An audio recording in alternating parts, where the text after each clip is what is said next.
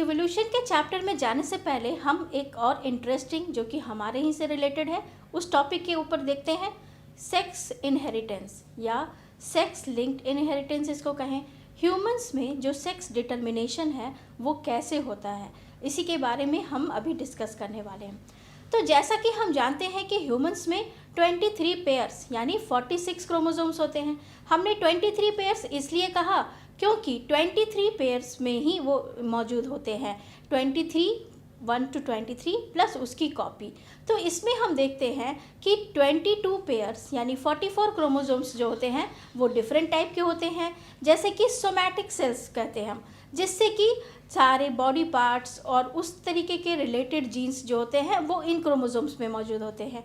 और उसके अलावा एक और पेयर जो बचा वो कौन सा होता है, वो होता है सेक्स क्रोमोसोम्स, यानी उस पर सेक्स लिंक्ड इनहेरिटेंस वाले सारे जीन्स जो हैं वो मौजूद होते हैं।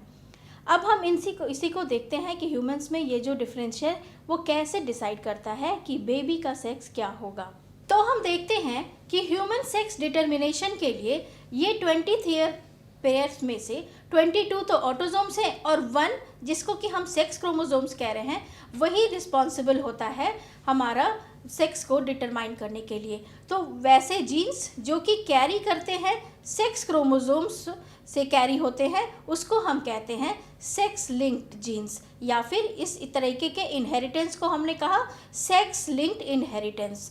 तो अब हम आगे देखते हैं कि ह्यूमंस के फीमेल से कौन कौन से जीन के एलील्स निकलते हैं और मेल से कौन कौन से निकलते हैं और किस तरीके से ये गैमेट आगे जाके प्रोजेनी में सेक्स को डिटरमाइन करते हैं।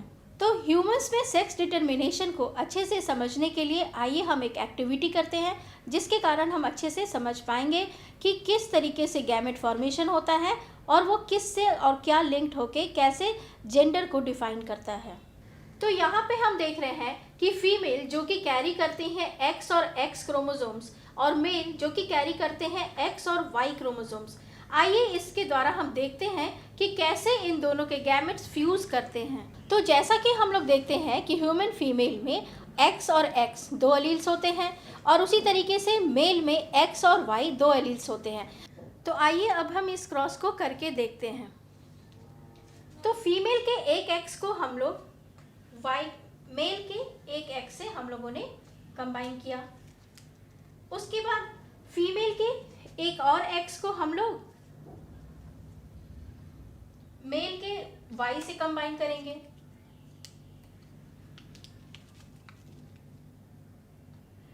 उसके बाद जो है फीमेल के एक एक्स को फिर हम लोग जब कॉम्बिनेशन में देखेंगे तो वो किससे कंबाइन होगा, वो हमारा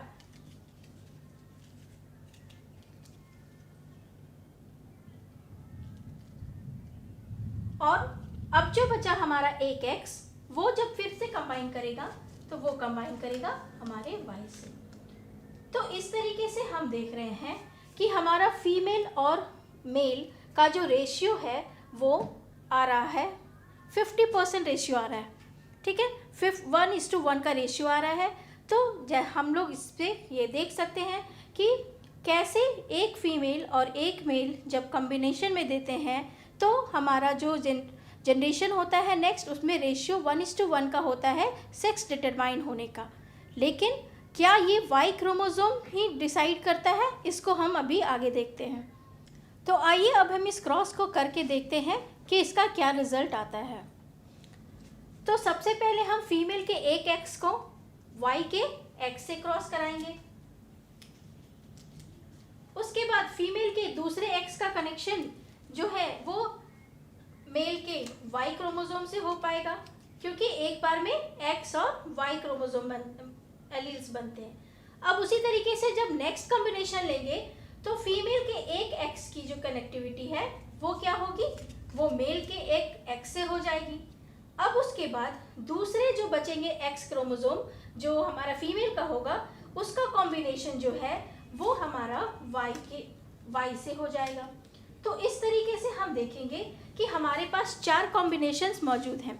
4 कॉम्बिनेशन जो मौजूद हैं वो हम यहाँ पे देख सकते हैं कि एक फीमेल फिर बॉय फिर फीमेल और फिर बॉय, इस तरीके से मेल और फीमेल का जो हमारा रेशियो है वो 1:1 का आया। मतलब कि 50% चांसेस जो हैं वो मेल बेबी का है और 50% चांसेस फीमेल बेबी का है। अब इसके बाद थोड़ा सा सीधा करें इसको।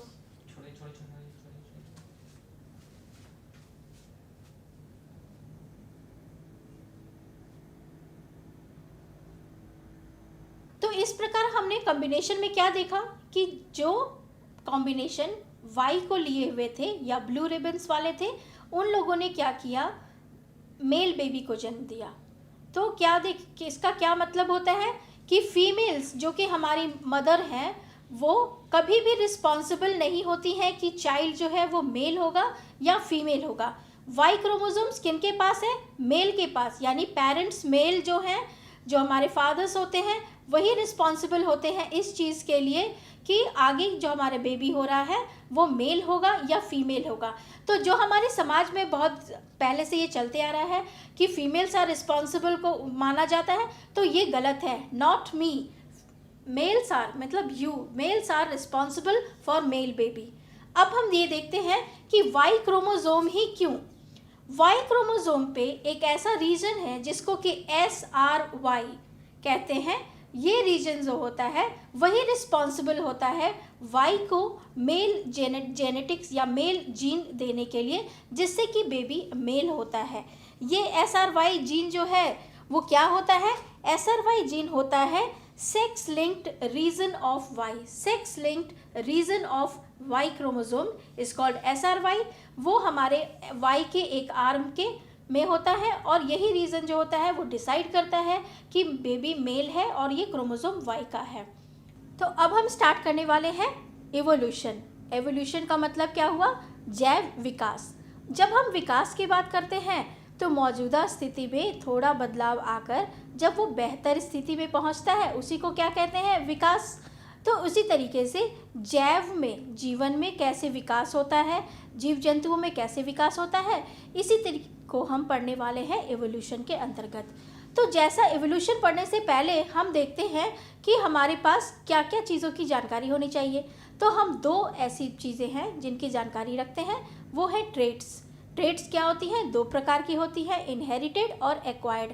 तो जैसा कि पहले भी बताई हूँ मैं कि इनहेरिटेड ट्रेट्स वो ट्रेट्स हैं या वो कैरेक्टर्स हैं जो कि एक जनरेशन से दूसरे जनरेशन में ट्रांसफ़र होती है, और दूसरा है एक्वायर्ड ट्रेट्स जो कि एक जनरेशन के लोग अपने आसपास की स्थिति, इन्वायरमेंट की स्थिति के संबंध में अपने अंदर लाते हैं। जैसे कि हमारा IQ लेवल, हमारी पढ़ाई लिखाई, हमारा व्यवहार, ये सब क्या हुआ, एक्वायर्ड ट्रेट्स के अंदर आए।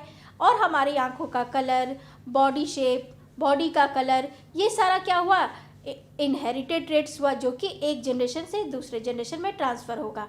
तो आइए अब हम देखते हैं कि ये एवोल्यूशन का प्रोसेस कैसे होता है। तो एवोल्यूशन के लिए हम लोग लेते हैं, मान लो ये P1 पेरेंट्स जनरेशन है। जिस जनरेशन से हमने स्टडी स्टार्ट की उसको हम लोगों ने P1 मान लिया। अब जब ये नेक्स्ट जनरेशन मतलब अपने ऑफस्प्रिंग को जन्म देगा तो वो हो गया हमारा F1 जनरेशन। अब P1 से F1 में इनहेरिटेड ट्रेट्स जो हैं वो तो ट्रांसफ़र होकर आ गए। अब जब F1 जनरेशन जो है वो P1 जनरेशन के कुछ ना कुछ एक्वायर्ड ट्रेट्स को भी अपने अंदर लेकर आया। यही जो एक्वायर्ड ट्रेट्स जो थोड़े बहुत हमारे अंदर उसके जीन के कॉम्बिनेशन के कारण आए, उसी को हमने कहा वेरिएशन। ये थोड़े बहुत चेंजेस हुए जो कि एक जनरेशन से दूसरे जनरेशन में पास हुए। अब ये जो जनरेशन में आ गए तो ये F1 जनरेशन में थोड़ा वेरिएशन तो आ गया, V1। फिर जब F1 से F2 में आए तो थोड़ा और चेंजेस आया जिसको कि हम V2 बोले। F3 जनरेशन में V3 यानी दूसरे टाइप का वेरिएशंस हुआ। और ये जो चेंजेस हैं इसी तरीके से करते हुए जब हम F10,000 जनरेशन तक पहुंचते हैं तो बहुत सारे वेरिएशंस जो हैं, विभिन्नताएं जो हैं, वो हमारे जो F1 प्रोजेनी है उसमें आ गया। अब इस तरीके से 10,000 प्रोजेनी जो है उसमें V10,000 वेरिएशंस आ गए। अब इस चेंजेस को P1 से F1 को हमने वेरिएशन का नाम दिया, लेकिन अब यहाँ पे सोचने की बात यह है कि P1 जनरेशन और F10,000 जनरेशन, इन दोनों के बीच कितने वेरिएशंस हो गए। तो ये बहुत समय लगा ना, इन सारे जनरेशन्स को कंप्लीट करने में बहुत सारा समय लगा। तो छोटे छोटे अंतराल पे होने वाली विभिन्नताएं हम लोगों ने वेरिएशन कहा। यही विभिन्नताओं का समूह जब P1 से ट्रैवल करते करते F10,000 जनरेशन तक पहुंचा, इसी प्रोसेस को हमने कहा है इवोल्यूशन। यही जो प्रोसेस है वो एवोल्यूशन को जन्म देता है, हमें नए विकास की ओर ले जाता है। ये छोटा छोटा वेरिएशंस जो हमें नए विकास की तरफ लेके जाता है, जिस प्रोसेस को हम एवोल्यूशन कहते हैं। तो जब हम एवोल्यूशन की बात करते हैं तो हमारे मन में, बुक्स में एक ही नाम आता है, डार्विन, चार्ल्स रॉबर्ट डार्विन, जिनको कि हम एवोल्यूशन के जनक मानते हैं। अब एवोल्यूशन जो चार्ल्स डार्विन ने दिया वो क्या था? उनका कहना था कि हमारे आसपास में कुछ ऐसी चीज़ें होती हैं जो हमें अच्छे से रहने के लिए, हमारे विकास के लिए ज़रूरी होती है, और जिस तरीके से जिसे हम धीरे धीरे एक्वायर कर जाते हैं और वही हमारी संतति को बेटर रूप में लाती है। तो इस प्रोसेस को उन्होंने एवोल्यूशन कहा। लेकिन ये एवोल्यूशन नेचुरल तरीके से होता है या आर्टिफिशियल तरीके से होता है, इसकी जो जानकारी थी उन्हें भी उस पर बहुत रिसर्च किया और उन्होंने एक थ्योरी दिया, थ्योरी ऑफ एवोल्यूशन। कि थ्योरी में क्या है? इस थ्योरी में ये है कि वेरिएशंस, जो विभिन्नताएं प्रत्येक जनरेशन में होती हैं, वही एवोल्यूशन को जन्म देती है।